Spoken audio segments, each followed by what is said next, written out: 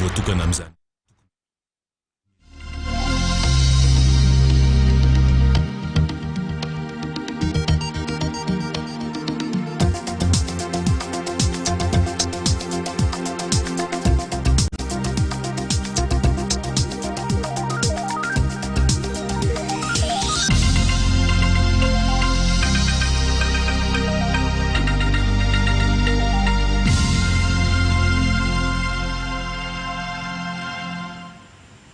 Miarabantsika rehetra indray toko kilasy toko vavy izay manaraka ny vaovaon-tsary ny televiziona malagasy amin'ity sabotsy ity manasanao anaraka hatramin'ny farany vaovao indroan'ny lohatenintsika androany.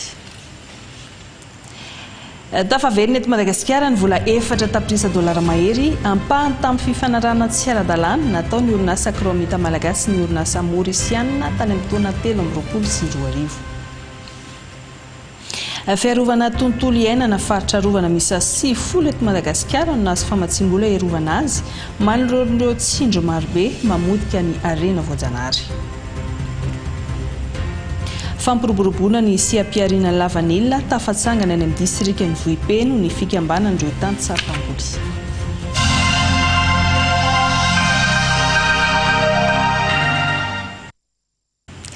Vokatra lehibe eo amin'ny ady amin'ny kolokolo no dia isa tarantsika ny vaovao androany araka ny efa natsitsika tao anaty lohateny vaovao teo ihany dia tafaverina eto Madagasikara ny vola mahery ny 4 tapitrisa dolara izy io izay ampahany tamin'ny fifanarahana izay heverina fa avy amin'ny asa tsy ara-dalàna izay hita nandritry ny fanadihadiana momba ny fitrandrana ny tahirin'ny orinasa Kromita malagasy tao Brieville vola lalefa tany Maurice ho tafaverina io no ny ezaka nataon'ny fitondram-panjakana malagasy tamin'izay ady amin'ny kolokolo izay ho famerenana ny arena very ho tombotsoan'ny vahoaka malagasy no nahazoana izao vokatra izao araka ity tatitra hoentiny Maharitra Aramaropotsy sy Rivara Vaonarivo ity. Mitetina 4,570 tapitrisa dolara nahodina tany amin'ny nosy Maurice no voaverina eto Madagasikara. Ampahany amin'ny vola nisy nanodina tamin'ny fifanarahana tamin'ny orinasa mpanjakana Kromita malagasy sy ny orinasa vahiny Tana Minerals Corporation tamin'ny fifanarahana fitrandrana toerana iray ny taona 2024. Nandritra ny fanadihadiana lalina dia hita fa nisy fangatahana vola 570 tapitrisa dolara ho saran'ny fidirana ahazona ny fifanarahana fitrandrahana ary koa ho fanonerana ny mpampiasa vola teo aloha.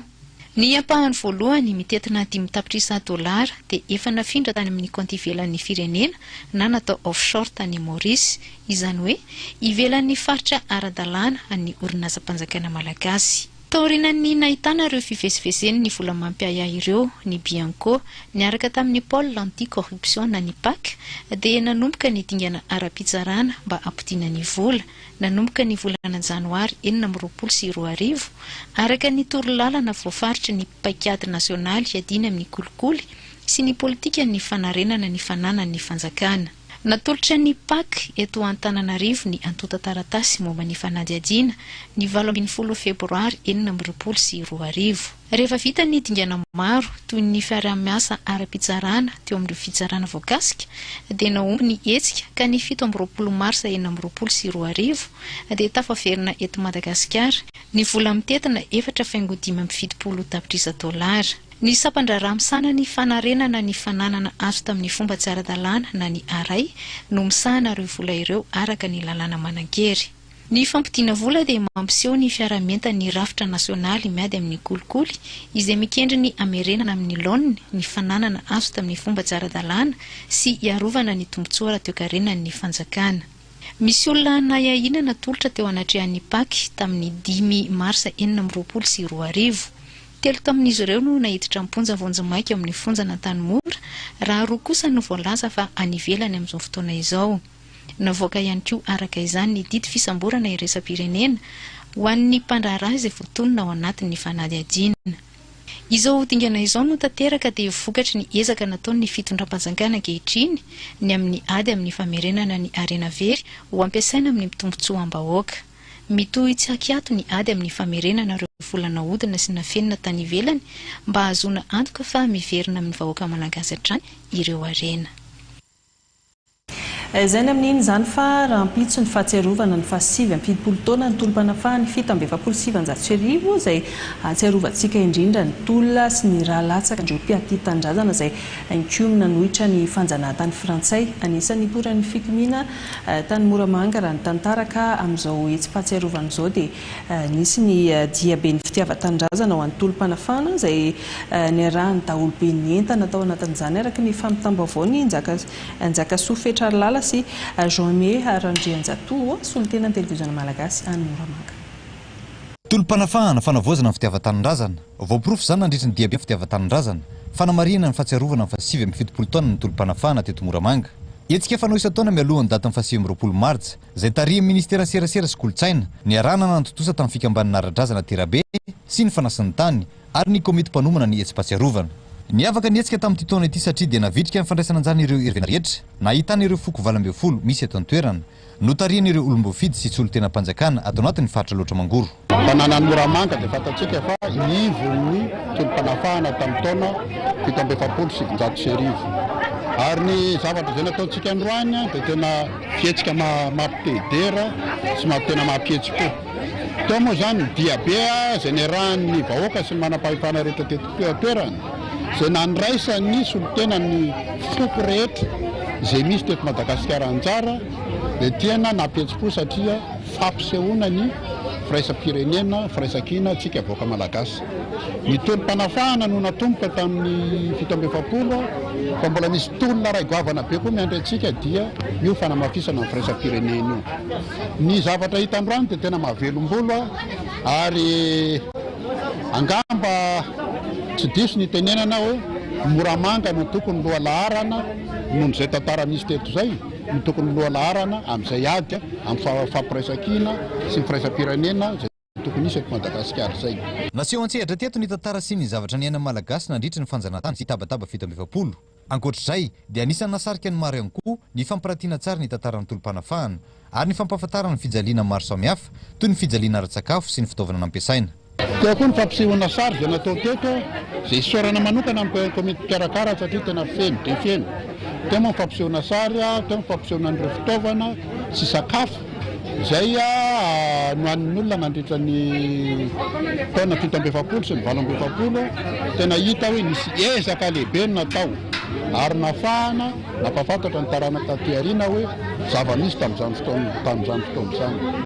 Tafiditra ao anatin'ny vinanasa ministera serasera sy kolotsaina ny tsy havery-momoka ny tantaram-pirenena ho fantatra ireo taranaka faramandimby ary ho fameloma maso ny kolotsaina malagasy izao hetsika izao. Izany androany fa ho an'ny rahampitso izany dia faritra 12 eo no ahitana izay hetsika fahatsiarovana ny tolom-panafahana izay fa ny tena fahatsiarovana ofisialy dia ny amin'ny maozolea varatra Ambohitsaina eo ihany koa ny any Moramanga ny any Manakara ary ho arahantsika mivantana eto amin'ny televiziona malagasy ny hetsika fahatsiarovana ao anatin'ny fandaram-potoana rehetra mainga avy any amin'ny maozolea varatra Ambohitsaina ho an'ny rahampitso anatin'ny lohahevitra hoe tolom-panafahana fanavozana ary fitiavan-tanindrazana. Izay zany amin'ny rahampitso fa no izantsika ny vaovao dia resaka fiarovana tontolo iainana sika misy faritra rovana miisa 70 eto Madagasikara no nazo famatsimbola iarovana azy ary vita sy ny halina tetsy amin'ny taona ny fifanakam-piara-miasa teo amin'ny FAPBM sy ny conservation alliés ho fametrahana drafitra matipaika mahomby ho fiarovana izay faritra rovana izay faritra izay tandondoza no ireo tsindry maro samihafa araka ny vaovao angony Olivier Andriambolono mihaja sy Mamravovso. Lavitra ariary no voarakotra tao anatin'ity fifanaovan-tsony teo amin'ny FAPBM na ny Fondation des aires protégées et la biodiversité de Madagascar sy ny conservation alliés.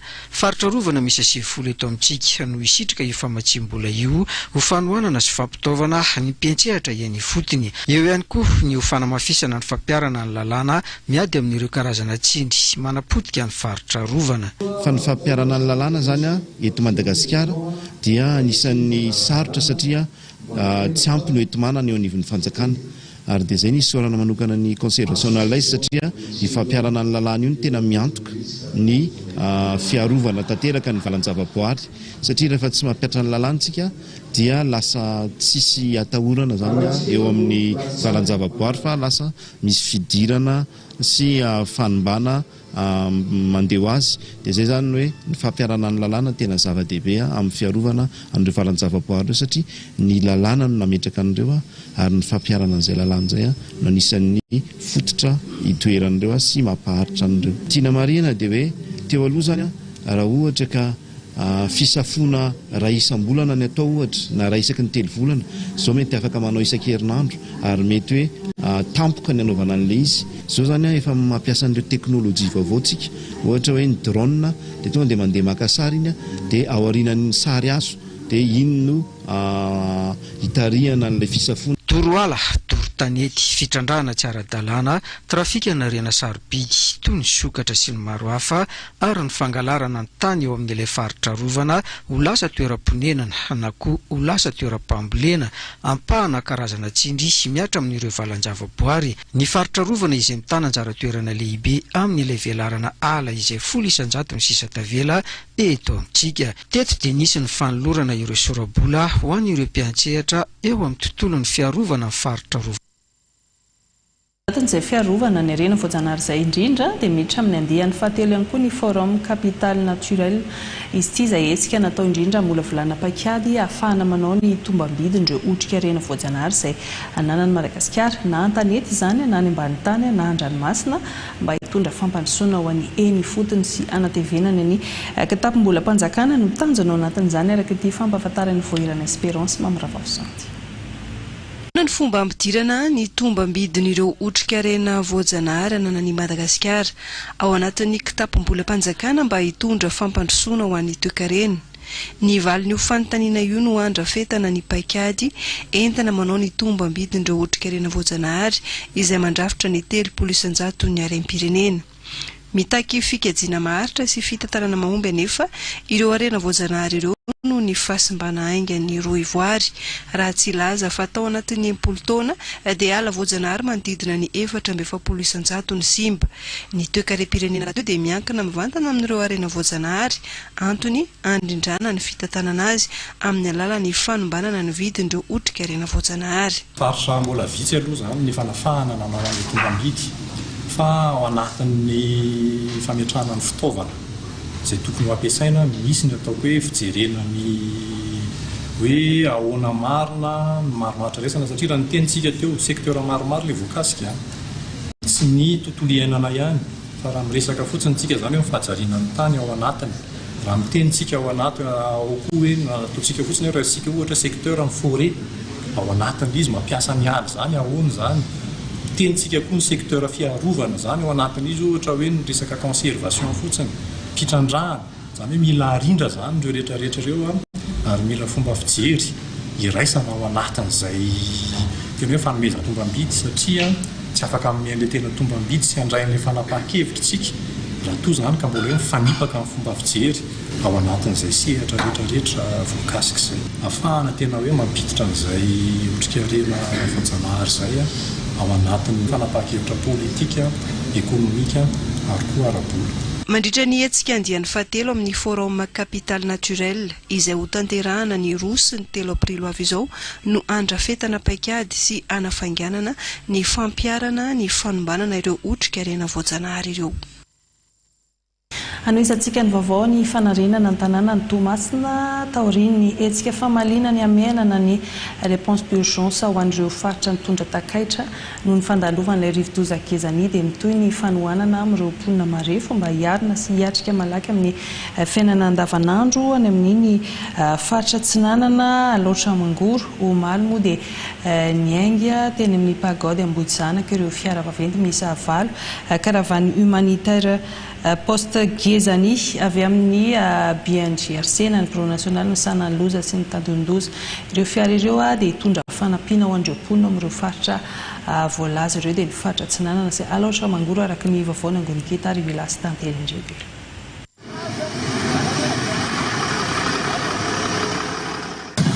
Zay fanaovana an'izay karavany humanitaire zay zao dia entin'ny ilazana antsika ihany koa fa tsy mifidy andro, tsy mifidy ora ny fanampinan'ireo mpiaravelona amintsika ao anatin'ny loza izay mitranga.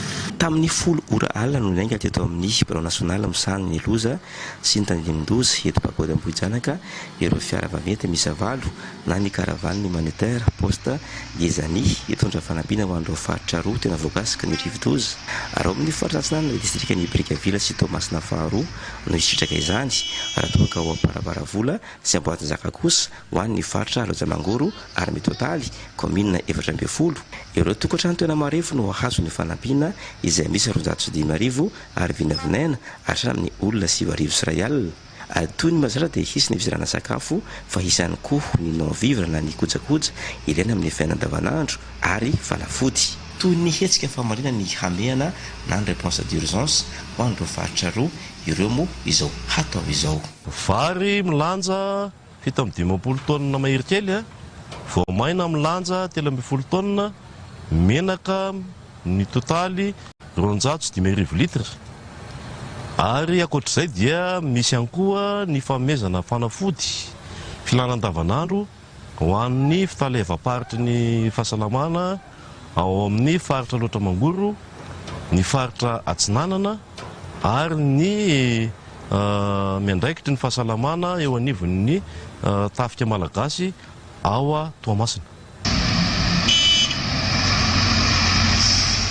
Mizara reo ihany koa ny fizarana ho an'ireo faritra 2 ireo miakana amin'ny tena filany distrika 4 tanjona ny hanoana an'ireo bona tena marefo mba hiarina sy hiatrika malaky ny fiainana andavanandro taorian'ny fandalovan'ny rivo-doza Gezani. Eto Moramanga moa zay zao dia misy camion miisa 3 ho an'ny faritra Lotramangoro izay mitondra vary, menaka, voamaina dia ireo kojakoja fampiasa andavanandro toy ny koveta, ny sio dia misy koa ny fanafody. Dia ho an'ny faritra Atsinanana misy camion miisa 4 mitondra vary, menaka, voamaina dia misy koa ny fitaovana fampiasa andavanandro dia misy koa ny fanafody. Ny iray amin'ireo fiara vaventy kosa dia izara fanampiana eto amin'ny distriktan'ny Brickaville ka tokantrano 400 no misitraka. Taorian'ny fitsirina sy antotanisa azo ary tonga teo anivon'ny BNJRC moa no nafahana ny safidy ireo distrika 4 ao anatin'ireo faritra 2 ireo. Marena ihany koa fa nolotra fanampiana toy ny vary 9 kitapo amin'ny 10 kilao ny Masovo Turquie. Fa fampiroboroboana ny sy ampiarena lavanila indray dia tafatsangana any amin'ny distrikan'ny Vohipeny ny fikambanan'ireo tantsapam-boly lavanila tany an-toerana moa ny taleparitry ny varotra ny fanakalo hevitra tamin'izy ireo ary niaino ihany koa ny etaeta ho fanatsarana trano izay vokatra izay ny ara-dalàna tamin'izy ireo tany an-toerana ny avy amin'ny tompony andraikitra anivon'ny fandarana sapika izay tantsorika ho an'ireo mpisehatra amin'ity voly fanondrana ity araka ny vavona mpitain'ny Hilarion Safitsotra Thierry Randrenazolo.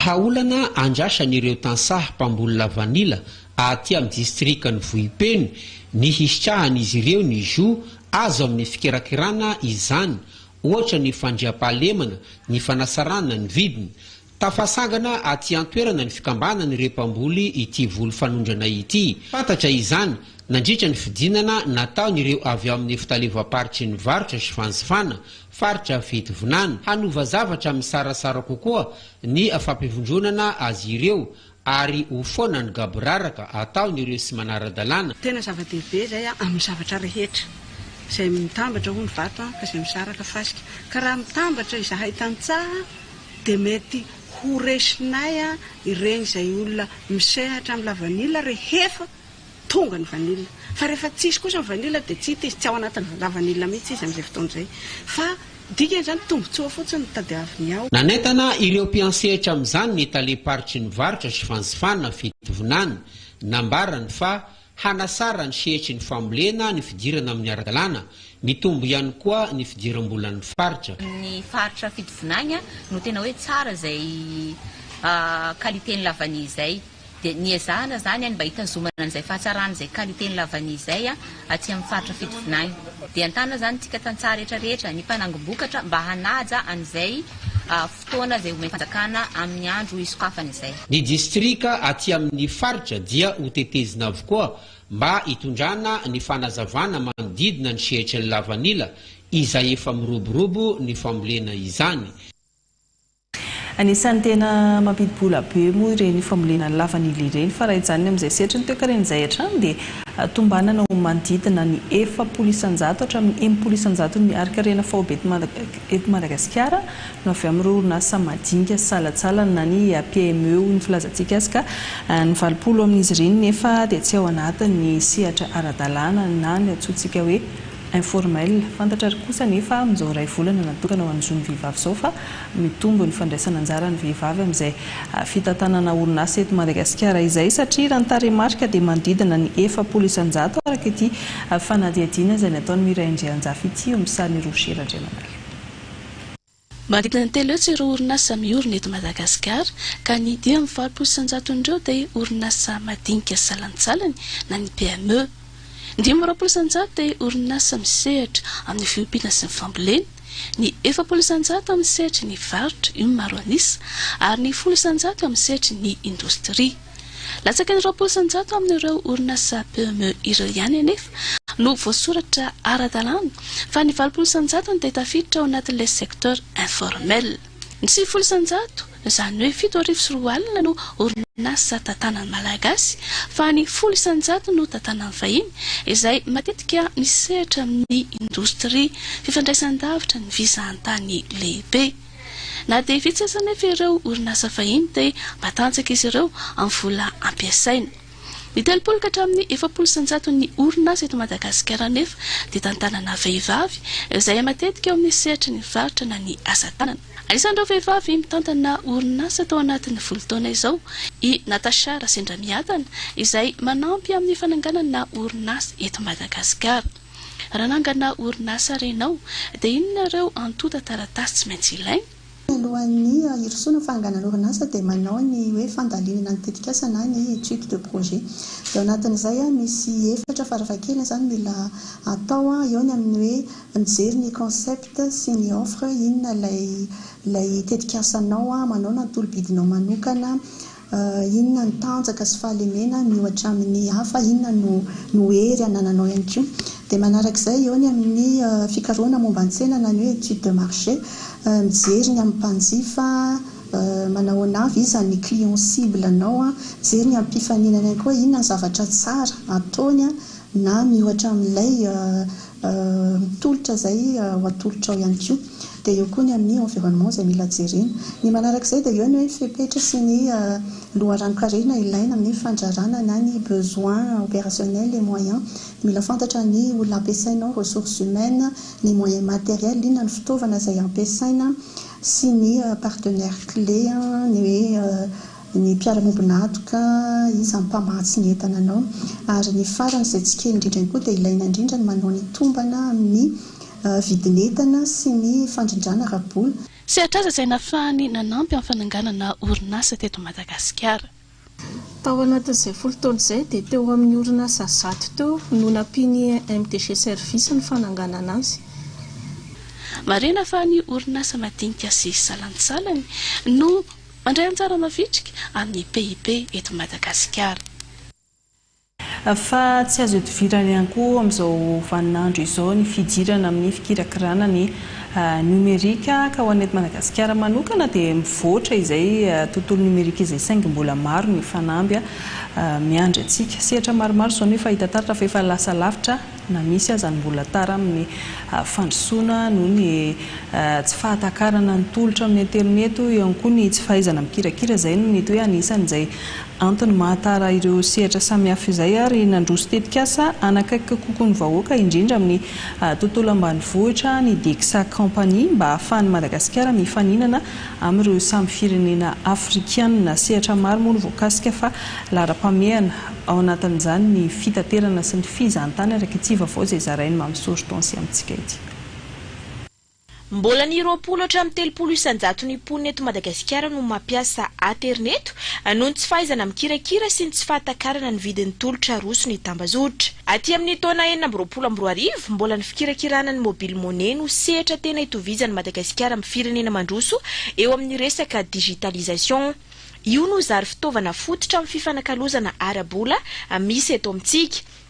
Manarak'izay ny fitantanan-dra-raha-mpanjakana efa maro no tafiditra ao anatin'ny tontolo numerika mba hampihenana ny kolokolo sy ny filaharana lavareny.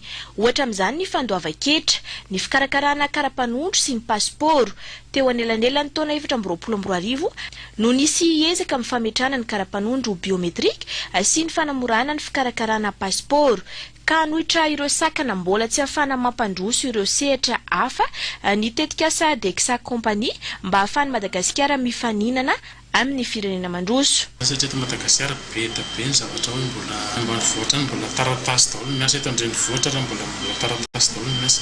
Dia mba hoe hamora an'ilay fiainana moa ny fanjakana amin'izay fa miezaka koa manao any resaka hoe digitalisation zay dia nitanjona izany hoe digitalisena ny rafitra eto Madagasikara mihitsy na hatrany amina fitaterana na hatrany amina administration publique io tanjona ny digitalisena izay zavatra izay. Ny orinasa vahiny foana zany lohalara izay any Malagasy dia atao second, troisième place foana matetika tsy mahazo an'io projet io satria tsika Malagasy manana tsaka-efa tsara mihitsy ary manana expérience, manana fahaiza-manao ary maraka. Na misy aza ny finiavana tey voatra dia mbola betsaka ny olana tsy mahalasa lavitra antsika amin'ny fidirana amin'ny tontolo numerika.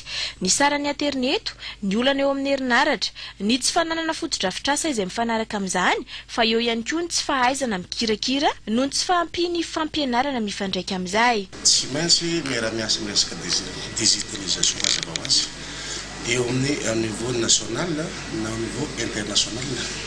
Izany hoe zany le visibilité sy ny gestion amin'ny resaka tourisme durable à Madagascar miankina be dia be amin'ny resaka digitalisation.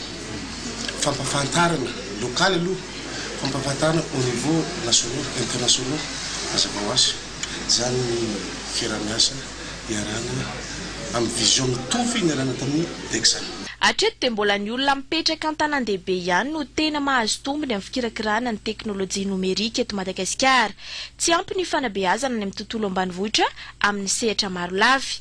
Irotsaka an-tsehatra ampafantatra sy anentana ny olona amin'izany ny Dexa Company izay ivondrona ireo orinasa maromaro ka atomboka amin'ny fampivoarana ny sehatry ny fitaterana sy ny fizahatany mba ny miasa olona maro sy ampitombo ny fidiram-bola nefa misoroka ny tsy fandriam-pahalemana. Eo koa ny fampidirana ny olona amin'ny fampiasana ny angovo madio mba hikajiana hatrany ny tontolo iainana. Araka ny fampafantarana nataon'izy ireo dia amin'ny ity taona 2024 ity ny hirosona amin'ny fanovana amin'ny zavatra azo tsapaitanana ohatra ny fikirakirana taratasy, eo ihany koa ny fampihenana ny fikirakirana vola taratasy an-tanana. Amin'izay fidirana amin'ny tontolo numerika izay indrindra dia anisany tetika sagoavana efa hiroson'ny fanjakana amin'izao fotoan'izao ny fisoratana anarana biometrika ho an'ny olom-pirenena efa mandeha ny fampifanana maro samihafa amin'ireo distrika maro eto Madagasikara ary toerana maromaro ihany koa no nanaovany mpanao gazety ny televiziona malagasy fanadihadiana hitondrana amintsika karazana fanadihadiana anazavana amintsika ny fomba fiasa sy ny tsara fantatra rehetra manodidina izay tahaka ity fanadihadiana nataon'ny ekipanay Toliara, Marvay, Fenirivesta, Thomas. Ho tanterahany eny amin'ny bureau-ny komina ny fisoratana anarana biometrika. Ny olona 12 taona no mihoatra aloha no hanao izany. Afaka manao izany ny tsy manana fahizina na ireo manana. Ny olona manana fahizina dia ireo manana soram-piankohonana sy na kara-panondrom-pirenena, pasiporo sy taratasy fahazon-dalana hamily. Le zao tokana zany dia fanomezana zany laharana tokana ao Malagasy rehetra zany. Efa tena ao anatin'ny fianarana ny fitaovana hampiasaina amin'ny fisoratana anarana biometrika ireo olona hisana izany aty Marvoay. Agent enrôleur enam-telopolo no hanatanteraka ny asa eto. Ty programme ty efa manana efa mantaonany maro. Ny arahana tamin'ny CNESI sy ny projet Prodigy. Manekana Madagasikara zany dia efa niparitaka ny fitaovana saripady izy io satria resaka digitalisation zany tsy vitany hoe fitaovana tsotsotra. Zay no mahatonga ny hoe fanina tsara zany ilay piofana zany mba ahafatara tsara n'ilay manipulation n'ilay fitaovana. Toy izao ny dingana harana rafitinina, manatona ny boriboritany. Tsy azo adonoina ny taratasy mariky ny fahizina toy ny kopy lava na ny kara-panondrom-pirenena. Mameno atotan-taratasy, manatona ny opérateur d'enrôlement ho alaina amin'ny fitaovana manokana ny atimaso. ny lafitondro ho alaina sary ihany koa. Rehefa vita ny dingana rehetra, misy ny fanekena sy fanaovan-tsoni fa tsy antery ny nanaovana ilay fisoratana anarana biometrika.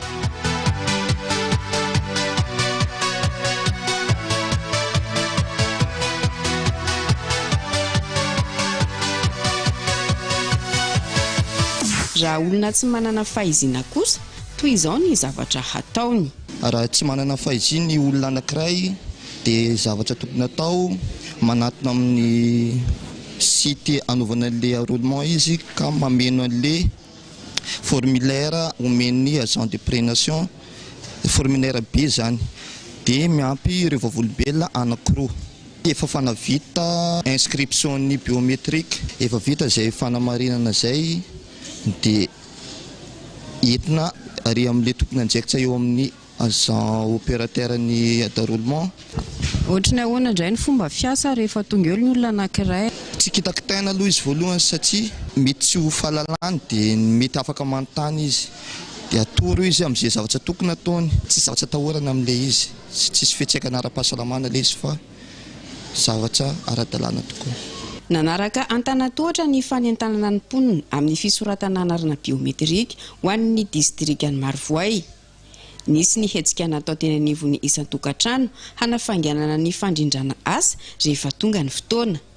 Efa hita taratra ny fahavononan'ny olom-pirenena izay mipetraka tao anatin'ny distrika Marivoay hanao an'ilay fisoratana anarana biometrika. Satria efa nisy zany hetsika izay nataon'ireo sehofokotany tsirairay avy amin'ny fanangonana ny anaran'ireo izay feno 12 taona miakatra tamin'ny alalan'ny fitetezana tokantrano mba jerevana marina hoe eo amin'ny firy marina ny olona tokony hanaovana an'io fisoratana anarana izao tokana io. Raisina ny manana kara-panondro, raisina ihany koa ireo izay mbola tsy manana kara-panondro fa manana kopia, dia raisina manokana ihany koa ireo izay sady tsy manana kopia tsy manana kara-panondro. Niaona tamin'ny sehofokotany avy eo amin'ny tetikasa prodigy. Votoatiny ny fampahafantarana tamin'izy ireo ny mahazava-dehibe ny fisoratana anarana biometrika sy ny dingana rehetra arahana. Sivy mianadahy zanak' Jeanne, ny 3 amin'ireo tsy manana soram-piankohonana, anefa efa tokony hiditra hianatra amin'izay. Teraka zare dia saingy mpampanjary igny amin'ny président igny lasa taraiky zegny izy tsy fagnanovana amin'izay davelake. Teraka tandragna zegny boko teraka igny zare be. Karaha lasa tsisy vakian-doha amin'izay tsy avola izy teboko fô. Taraka ke zay tamin'ilay fo bentsalatsela igny amin'izay hagnanja igny tsy trakitrana amin'izay bokany. Za zegny natoko fô papanjare zegny nagnano ananjy. Papanjare nagnano ananjy vita kopia vita. Nefa le raha tsy vita, papanjare zegny voalohany ndraiky nagnano ananjy. Karaha an'izay. Fa le izy teraka tandragno zegny indraiky anjary hoe anotsy kopia zahana taraiky lafo zegny tsy mety vita. Nefa tsy tombontsoa le fagnanovana hoe fokopin-jaza tsy efa koa tsy avy amin'ny bureau misy ranona amin'ny bureau tsy maintsy amin'ny avy kopia vao vitagna ananjy. Samy eto Sahavola na i Jeanne na i Olivia tsy lavitry ny tapitanana ny Fenorivo Atsinanana akory, anefa samy manana olana amin'ny tsy fanana ny zanak'izy ireo ny fahizina. Antony mbola tsisy iray mandreniky tsy nagnamboatra ananjy tsy nivolagna taminahy hoe indana mandeha l'hôpital hoe mandeha magnamboatra kopia zanakanazy zare tsy nivolagna zegny ka lefaka za zay zare ko teraka zegny afaka mandeha l'hôpital ana zegny koragniny. Dia rehefa firy taona zany zanakanao vao hoe andeha hanano kopia anao, inona ny hitanao hoe antony mahatonga anao tsy maintsy mandeha manano an'izay kopia zay? Satria kizanoko teteté mbola ampianariko zegny tsy maintsy agnamboarako kopia nazy.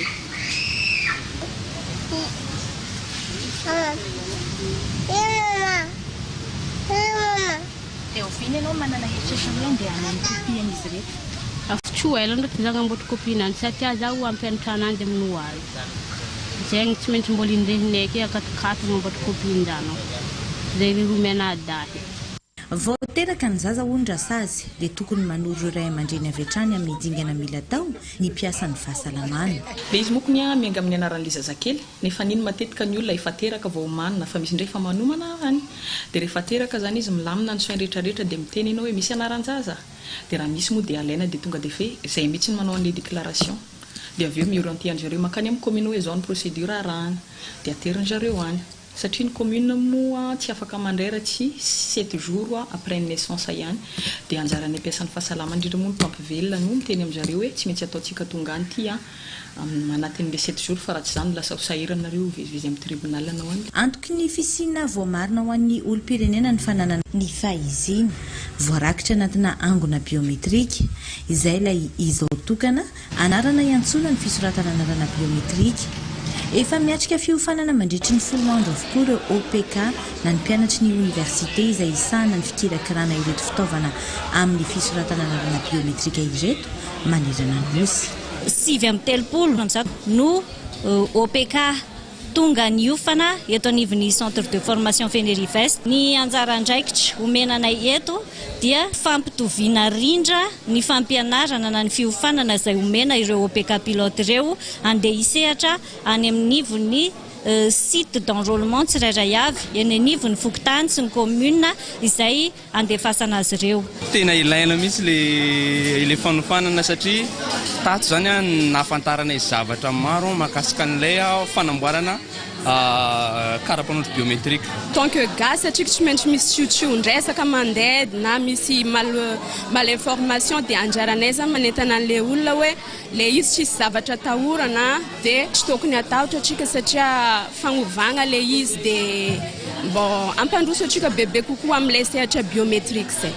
Efa vonona amin'ny fanatanterahana ny fisoratana anarana biometrika ny eo anivon'ny commune sy ny préfecture izay samby solotena ny ministera ny atany sy ny fitsinjaram-pahefana. Ny anjarana aty amin'ny préfecture zany tsy maintsy mahatafita ny objectif apetraka fanjakana. Zany hoe mampietsika ny rasa mangeka rehetrarehetra zany zay fehizinay eo anivon'ny commune, ny délégué mpanjakana, ny chef Fokontany ary ireo olona efatra eo anivon'ny Fokontany zany hoe olona afaka manampy mikirakira ny asa rehetrarehetra. Tombontsoa iombonana ny fisoratana anarana biometrika satria iena ny fampiasana taratasy ary afaka hikarakara soram-piankohonana ny rehetra na aiza na aiza faritra misy azy eto Madagasikara. Fanentanana ny tsirairay ihany koa andray anjara amin'ny fiainam-pirenena satria zo sy adidy ary andraikitra amin'ny mahamalagasy. Tanora 7 no miatrika ny fiofanana raha ny 9 amin'ireo no raisina ho mpandraharaha hikirakira ny fanoratana anarana biometrika ao arian'ny adina farany izay atao. Fiofanana feno izay mizara dingana 2. Manao fiofanana mandritra ny 7 andro izy ireo. Zany hoe fiofanana feno amena ny lafiny rehetra zany izy amin'ny métier moa ny ilasantsika anazy momba ny atao fisoratana anarana biometrika. Amena ny lafiny feno ihany koa izy amin'ny resaka teknika, ireo kit sy fitaovana rehetrarehetra dia any farany ihany zany izy dia mandalo examen. Zany hoe tsy izy rehetra zany no voaray fa ny izay afaka examen ary izay mahafeno andreo fepetra ilain'ny fanjakana amin'izany. Recrutement local natao zany hoe tanora avatsy amin'ny Atsimandrifana zany no nantsona avy amin'ny district sy commune dia rehefa vita zany any afarany fiofanana zany afaka zareo dia ho dispatchena zany hiazo andreo district sy commune ireo. Tao arian'ny fanokafana tamin'ny fomba ofisialy ny fanofanana ireo ikirakira ny fanoratana biometrika teto amin'ny tranobe mifaritra Atsimandrefana dia Toliara dia androso avy hatrany ny fampiofanana azy ireo. Ivy ny toerana telo moa no anaovana ny fampiofanana.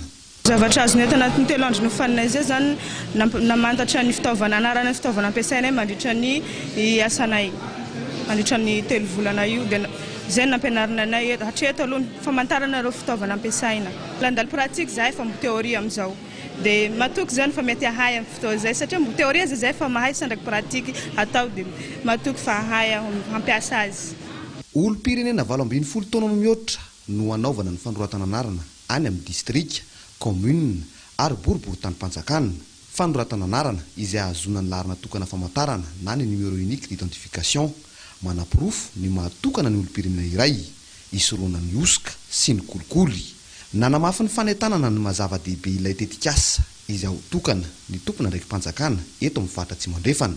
Misy mikirakira resaka teknôlôjia ilay izy ho an'ny izay manatanteraka azy ary misy ihany koa fanazavana ho an'ireo olom-pirenena izay ataontsika hoe tsy manana fahaizana loatra ary mety hoe indraindray mety sy hoe zavatra hafahafa no eretseretiny ka ny sensibilisation izay ihany no heriny ary mezaka ny tompon'andraikitra ary izay mihitsy ny antony nanasana an'ireo tompon'andraikitra rehetra mba rehefa avy eo ry zareo koa zany no manentana ny manandrify azy tsirairay ny olo-pirenena rehetra mba ho resy lahatra hisoratra anarana biometrika amin'ity programme mpandrakana ity. Ny tetikasa izao tokana izay tohanan'ny protégé na ny projet de gouvernance digitale et de gestion de l'identité malagasy ara-teknika vatsiny banky raisam-pirenena vola ao anatin'ny tetikasan'ny fanjakana amin'ny firosoana amin'ny fandrosoana ao anatin'ny fampiasana ny haitao arakanjy mirindra na ny digitalisation anatrarana ny tanjona fandrosoana lovanjafy 9.10 teboka sivy.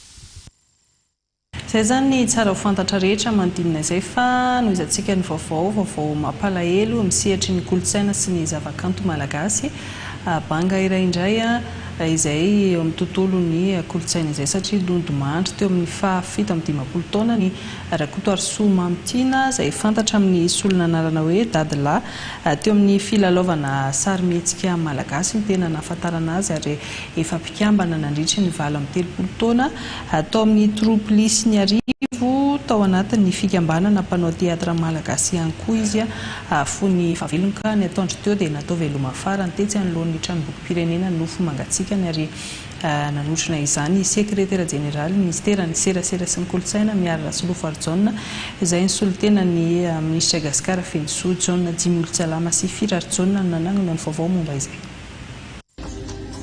Ny atongavaka ty dady tena mila fanampiana aminao zay avo tena mila fanampiana ary enjakenjana kely le izy eny ary ka inona ary zany no ataokonao tsy le resaka raha-peza ndraiky ngamba santionany amin'ireo sanganasa nataony tompoko lahy ny orona tsarimihetsika iny namela mamiteo amin'ny sehatra ny kolontsaina sy ny kanto malagasy Rakotoarisoa Mamitina saika ny fanerasera tamin'ny avokoa ireo mpilalao teatra sy mpisehatra amin'ny sarimihetsika malagasy ary maro no nankafy ny sanganasany. Mamy zany raha teo amin'ny tontolon'ny teatra malagasy dia niditra tao amin'ny troupe Lisy ny Arivo anaty fikambanam-panao teatra malagasy izy rehefa 30 taona zany zao na troupe Lisy ny Arivo mamy zany mandrakizy laha mitao sy mifampatesana teo amin'ny sehatry ny oronan-tsary indray dia niaraka taminay tao amin'ny scope digital izy niainga taminay tao hoe figurant dia nitatra trano zany dia nalaova amin'ny film voalohany tao amin'ny horizon dia avy eo zany paritaka amin'izay satria nakazy daholo reo prody rehetra koa zany mandra-pahafatana. Niditra teo amin'ny sehatry ny sarimihetsika malagasy izy ny taona 2014 ary izay no tena nampisongadina azy ny ndao sy ny fahafatesana tampoka ny alakamisy 20 marsy tombokilahy rehefa nivahiny 17 taona teto an-tany ary namela manano tena sikamboty romiralahy natao velomafarany teto amin'ny tranombokim-pirenena nofo mangatsikany ary fotoana ihany koa nanaovana ny fitsapana alahelo sy nitondrana ny fahodranomaso avy amin'ny fianakaviam-be ny ministera ny serasera sy ny kolontsaina notarian'ny sekretera jeneraly. Dia tsy maintsy mijoro ny ministera ny serasera sy ny kolontsaina lalovandraoana ny tontolon'ny kolontsaina indrindra tontolon'ny sarimihetsika malagasy dia tsara ny metraka an'izay hoe miara-ory amin'ny fianakaviana miara-ory amin'ny tontolon'ny sarimihetsika malagasy ny ministera ny serasera sy ny kolontsaina izay tariana Andriamatoa Gasikara Fenisoa. Fotoana ihany koa teto nanambaran'ny sekretera jeneraly ny fanomezan-danja ireo mpisehatra rehetra tsy misy anavahana sady zotra iray anandratana ny kanto malagasy. Eto dia tiako foana ny mampatsiahy satria hatramin'izay nandraisana Andriamatoa Gasikara Fenisoa ny ministera dia tsy nisy mihitsy mpisehatra amin'ny tontolon'ny serasera sy ny kolontsaina enina ivelan'ireo ara hoe ahilikilika fa tena misokatra ny varavaran'ny ministera misokatra ny varavarana Andriamatoa minisitra misokatra hatrany daholo ny varavarany mpiara-miasa amin'ny rehetrarehetra mamelanja ireo dia ny tsara ihany manamarika tsy manilika an'izaniza ny ministera fa tena mamesehatra mamelanja ny mpisehatra rehetrarehetra fa amina fotoana anankiray re mba azadino no manatitra ny atao hoe taratasy fampahafantarana tia ministera fa mandray anjara miara-ory raha ohatra fahoriana miara-paly raha toka fotoana fifaliana izany ministera serasera. Tsy ireny ny fianakaviana manoloana ny voina mianatra izao fa mbola hitataratra ny fahendren'ny taolo amin'ny fiarahamentana amin'ny fotoana manjomona tahaka izao. Mitondra ny teny fisaorana ho antsika rehetrarehetra tompoko eo ihany koa ny ministera ny serasera sy ny kolotsaina izay tarihan'Andriamatoa diasikara feno soa isorana indrindra tompoko satria tsy ho voavalinay fianakaviana ny vitanareo fa enikaja ny velona ary tsara ny velona tompoko. Ny razana dia nentana nanomezam-boninahitra an'Andriamanitra tao amin'ny fitsikay Ambotifahitra Martyra mialohan'ny hanafenana azy ao amin'ny fahasam-pianakaviana ao Ambotifahitra Andranomasina. Izay eto amin'ny sampany fampalalam-baovao dia mitondra ny fampiononana feno ho an'ny fianakavian'ny tompoko lahy Rakoto Soma Amitiana.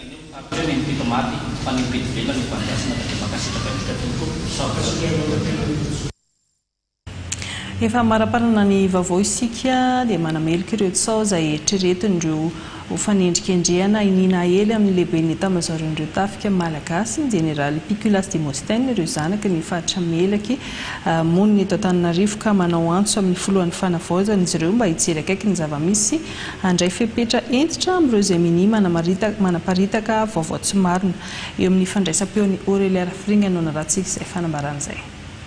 Ny alahelonay manoloana ny fanendrikendrehana sy fanaratsiana atao amin'ilay hany mba ray aman-dreninay izay andrandrainay eo amin'ny fitondrana izay entinao Andriamatoa filoha.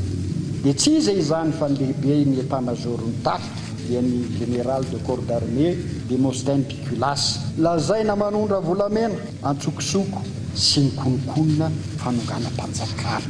Marinay mazava fa olona hendry manaja ny fitipirehezana ary tsy nitoezaina hanao asa ratsy velively io olobena io. Hatramin'izay nahafantaranay azy teo anivon'ny fiarahamonina sy nandritra ny fotoana na miaramila azy dia tsy mbola nisy fitaraina na olana lehibe nanjo azy fa olona nanana laza tsara sy mendrika hatrany izy. Eo anatrehany izy izany indrindra no anaovanay antso avo aminao Andriamatoa filohan'ny fanavaozan'ny Repoblikan'i Madagasikara mba handinika mpahamatorana sy ampahindrena ny zavamisy marina eto amin'ny firenena ka tsy antehatra amin'ny resaka tsaha na vaovao tsy voamarina fa hanajatrany ny rariny sy ny hitsiny ary handray andraikitra avy hatrany manoloana ireo mpampiely vaovao tsy marina. Meloinay tanteraka noho izany ireo tsaha sy fanendrikendrehana tsy misy fotony izay tsy fantam-piaviana izay mety hanimba ny voninahiny sy ny hanakorotana ny filaminam-bahoaka sy ny firenena. Miantso ny rehetra ihany koa izahay mba hanaja ny marina tsy hanaparitaka vaovao tsy voamarina ary nomelanja hatrany ny fahamarinana sy ny rariny ao anatin'ny fanajana malagasy. Iresaka vokatry ny asa tanan'ny vehivavy isika manana tanteraka ny vaovao omaly tao anatin'ny 3 andro izany ny farana omaly teny amin'ny zaridaina n'Antaninarenina no nisy fampirantiana izay asa tanan'ny vehivavy izay etsika antsoina hoe viavy jejo andian'ny fahatelo izy ity ny tanjona tao anatin'izany dia nanemoana mpahibe maso ireo talenta miafina ananan'ny vehivavy ka ho asehony Aurélie Rafringa amintsika ny santionan'izay asa tanan'ny vehivavy izay eo amin'ny sany Rocher Andriamanala. Misehatra amin'ny asa tanana miafina ny ankabetsahany vehivavy malagasy na io tena antonasa na koa natao ho asa fanampiny. Ny ampivohitra sy hanandratra azy ireny indrindra no tena tanjony ireny events ny karakara ny hetsika viavy jejo teto amin'ny zaridaina n'Antaninarenina. Na manana talenta aza isika vehivavy ka tsy mivelatra moa zany tsy miseho tahaka ny etsika ohatran'izao dia zava-poana ihany. Izany hoe tsy misy mahita moa zany raha hoe anao zavatra ianao dia ataonao an-tranonao ihany izy anahita an'izay. Efa miamitombo ankehitriny ireo mitia sy manjifa ny vita malagasy mampirisika hatrany ireo vehivavy handroso ny tsaratsara koa ny hetsika tahaka izao indrindra ny eo amin'ny lafiny kalitao. Efa manao ezaka ry zareo indrindra any amin'ny tena hoe fanatsarana ny kalitao. Olana foana moa zany hatreto dia ny fanondranana satria sarotra tokoa ilay fanondranana sy ny eo koa ny matière première izay ampiasaina efa raha mahita koa fa tena hoe miakatra dia lasa miakatra hatr'izay koa moa zany ny vidin'ilay izy dia somary eo foana moa zany ny any tanana indrindra ny tompona andraikitra ny isanambaratongany amin'izay fijerena manokana izay amin'izay vidiny izay.